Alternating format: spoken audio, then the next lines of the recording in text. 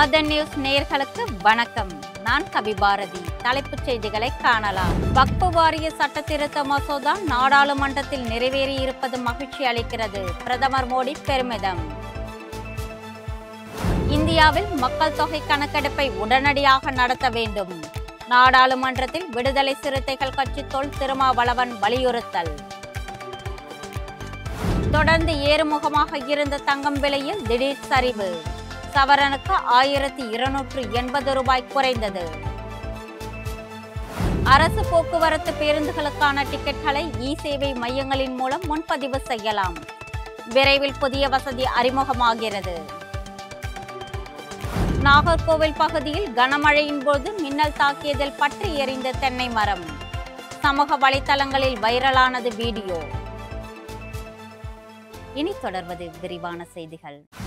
மாநில அரசுகளின் உரிமைகளில் மத்திய அரசின் தலையீடு கட்டுக்கடங்காமல் போய்கொண்டு இருப்பதாகவும் அதனை மாநிலங்கள் ஒன்றிணைந்து கடுமையாக எதிர்க்க வேண்டும் என்றும் கேரள முதலமைச்சர் பினராயி விஜயன் வலியுறுத்தியுள்ளார். மதுரையில் நடைபெற்று வரும் மார்க்சிஸ்ட் கம்யூனிஸ்ட் கட்சியின் அகில இந்திய மாநாட்டில் பங்கேற்று பேசிய அவர், நாடு தற்போது ஒற்றை தலைமையை நோக்கி செல்வதாக விமர்சித்தார்.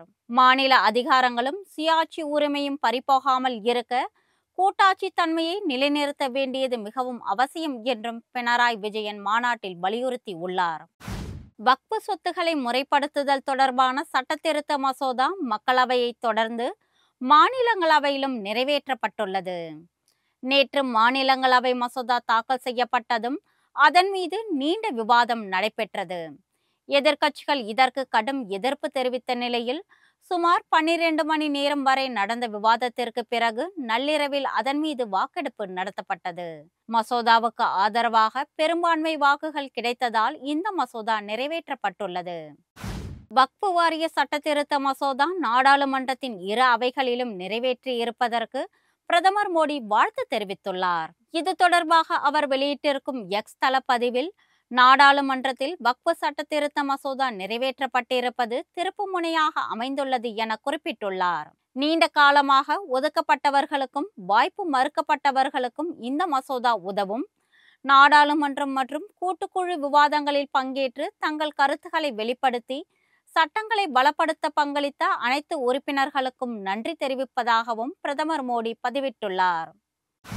இந்தியாவில் மக்கள் தொகை கணக்கெடுப்பை உடனடியாக நடத்த வேண்டும் என நாடாளுமன்றத்தில் விடுதலை சிறுத்தைகள் கட்சி தலைவர் தொல் திருமாவளவன் வலியுறுத்தியுள்ளார். இது தொடர்பாக நாடாளுமன்றத்தில் பேசிய அவர், 2021ஆம் ஆண்டு நடைபெற்றிருக்க வேண்டிய மக்கள் தொகை கணக்கெடுப்பு கொரோனா பெருந்தொற்றால் தள்ளி போடப்பட்டது என்றாலும் அதன் பிறகு மத்திய அரசு அது தொடர்பாக சற்றும் ஆர்வம் காட்டாமல் அமைதி காப்பது அதிர்ச்சி அளிக்கிறது என கூறினார். மக்கள் தொகை கணக்கெடுப்பு இல்லாமல் வளர்ச்சி திட்டங்களையோ நலிந்த மக்களுக்கான நலத்திட்டங்களையோ நடைமுறைப்படுத்த முடியாது என்பது அரசு நன்கு அறியும். அதேபோல் நாடாளுமன்ற தொகுதி மறுசீரமைப்பு செய்யப்படுவதற்கு மக்கள் தொகை கணக்கெடுப்பு மிகவும் அவசியம் என குறிப்பிட்டார். மக்கள் தொகை கணக்கெடுப்பின் பொழுது சாதிவாரி கணக்கெடுப்பும் சேர்த்து நடத்த வேண்டும் என்றும் திருமாவளவன் கேட்டுக்கொண்டுள்ளார். அரசு போக்குவரத்து கழக பேருந்துகளுக்கான டிக்கெட்களை இ-சேவை மையங்களின் மூலம் முன்பதிவு செய்யும் வசதி விரைவில் அறிமுகம் செய்யப்பட உள்ளது. அரசு போக்குவரத்து கழக பேருந்துகளில் பயணிக்க ஏற்கனவே முக்கிய பேருந்து நிலையங்களில் செயலிகள் மற்றும் ஆன்லைன் மூலம் முன்பதிவு செய்யும் வசதி நடைமுறையில் உள்ளது. கிராமப்புற மக்களும் அரசு தொலைதூர பேருந்துகளுக்கு முன்பதிவு செய்ய வசதியாக தற்போது இ-சேவை மையங்களின் மூலம் அதற்கான நடவடிக்கை எடுக்கப்பட்டுள்ளது. இந்த புதிய வசதியை அரசு போக்குவரத்து கழகம் விரைவில் அறிமுகம் செய்ய உள்ளது. இதன் மூலமாக முன்பதிவு செய்த டிக்கெட்டுகளை இ-சேவை மையங்களின் மூலமாக ரத்து செய்வதற்கும் வசதி செய்யப்பட உள்ளது. திருப்பத்தூர் மாவட்டம் ஏலகிரி அருகே 80 அடி ஆழக்கிணற்றில் தவறி விழுந்த புள்ளிமானை தீயணைப்பு துறையினர் பத்திரமாக மீட்டனர். பின்னர் அது வனத்துறையிடம் ஒப்படைக்கப்பட்டு காட்டில் கொண்டு போய் விடப்பட்டது. ஏலகிரி வனப்பகுதியை ஒட்டிய வேடப்பட்டு அருகே சொக்கலாம்பட்டி கிராமத்திற்குள் உணவு தேடி வந்த இந்த புள்ளிமான் அங்குள்ள 80 அடி ஆழமுள்ள விவசாய கிணற்றுக்குள் தவறி விழுந்தது. இது குறித்து அப்பகுதி மக்கள் கொடுத்த தகவலின் பெயரில் அங்கு வந்த நாற்றம்பள்ளி தீயணைப்பு துறையினர் கிணற்றில் விழுந்த மானை நீண்ட நேரம் போராடி பத்திரமாக மீட்டனர். பின்னர் திருப்பத்தூர் சரக வனத்துறை அதிகாரிகளிடம் ஒப்படைத்தனர். நாற்றம்பள்ளி அருகே உள்ள நந்திப்பேட்டா வனப்பகுதியில் புள்ளிமான் விடப்பட்டது. கன்னியாகுமரி மாவட்டம் நாகர்கோவிலில் இடி மின்னலுடன் பெய்த கனமழையின் பொழுது மின்னல் தாக்கி ஒரு தென்னை மரம் தீப்பற்றி எரிந்தது. கன்னியாகுமரி உள்ளிட்ட தமிழகத்தின் பல்வேறு மாவட்டங்களில் இடி மின்னலுடன் கனமழை பெய்து வருகிறது. கன்னியாகுமரி மாவட்டத்தில் நாகர்கோவில் சுற்றுவட்டார பகுதிகளில் பெய்த பலத்த மழையால் தாழ்வான சாலைகளில் தண்ணீர் பெருக்கெடுத்து ஓடியது. நாகர்கோவில் வெட்டுர்ணி மடம் பகுதியில் இடி மின்னலுடன் பெய்த மழையின் பொழுது மின்னல் தாக்கி அங்கிருந்த தென்னை மரத்தின் உச்சியில் தீப்பற்றி எரிந்தது. இதனை அவ்வழியாக சென்ற வாகன ஓட்டிகளும் அப்பகுதியினரும் எடுத்த வீடியோக்களை சமூக வலைதளங்களில் பதிவிட்டு வருகின்றனர். இக்காட்சிகள் தற்போது வைரலாகி வருகின்றன. நாகை மாவட்டம் ராதாமங்கலம் பகுதியில் செயல்படும் அரசு நடுநிலைப் பள்ளியின் ஆண்டு விழா கோலாகலமாக நடைபெற்றது. இந்த விழாவை ஒட்டி மாணவ மாணவிகளுக்கு விளையாட்டு போட்டிகள் மற்றும் கலை நிகழ்ச்சிகள் நடத்தப்பட்டன.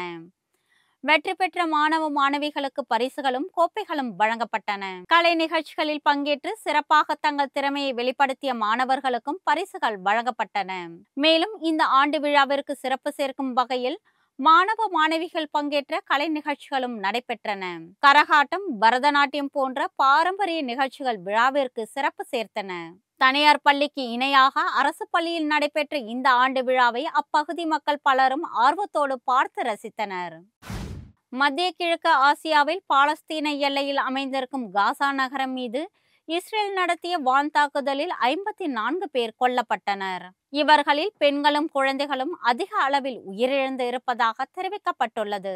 ஹமாஸுக்கு அழுத்தம் கொடுக்க காசா பகுதி முழுவதும் ஒரு புதிய பாதுகாப்பு வழித்தடத்தை இஸ்ரேல் உருவாக்கும் என அந்நாட்டு பிரதமர் நேதன்யாகு நேற்று முன்தினம் கூறியிருந்தார்.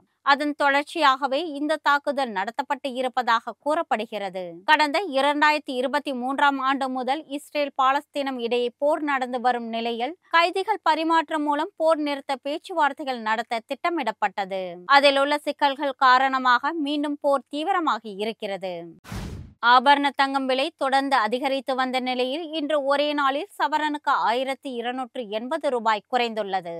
இந்த வார தொடக்கத்தில் சவரன் 67,600 ரூபாயாக இருந்த தங்கம் நேற்று 68,480 ரூபாயாக விலை உயர்ந்தது. ஏறுமுகமாக இருந்த தங்கத்தின் விலையில் இன்று சரிவு ஏற்பட்டுள்ளது. சவரனுக்கு 1280 ரூபாய் குறைந்ததால் தற்பொழுது 67,200 ரூபாய்க்கு விற்பனையாகிறது. அமெரிக்க பங்கு சந்தை நிபுணர் ஒருவர் வரும் நாட்களில் தங்கத்தின் விலை 38% வரை வீழ்ச்சியடையும் என ஏற்கனவே கூறியிருந்தார். இத்துடன் ஆதன் செய்திகள் நிறைவடைகின்றன. வணக்கம்.